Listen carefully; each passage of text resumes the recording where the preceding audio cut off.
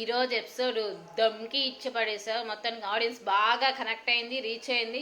యష్మికి మంచిగా సోనియా గడ్డి పెట్టావుగా. ఆ గడ్డి మొదటి పోయిన వీక్ కూడా అంటే ఫస్ట్ వీక్లో పెట్టుంటే ఇంకా సెట్ అయ్యే వాళ్ళేమో.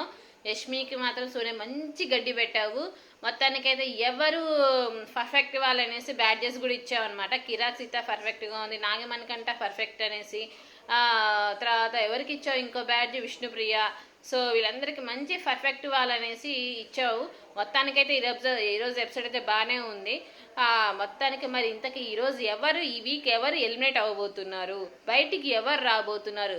ఇక్కడైనా సోనియా యష్మి మారుతారా లేదా?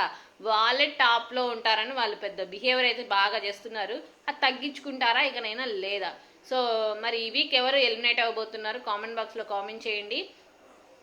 మరి మీకేమనిపిస్తుంది? సోనియాకి యష్మి ఇకనైనా మారుతారా లేదా?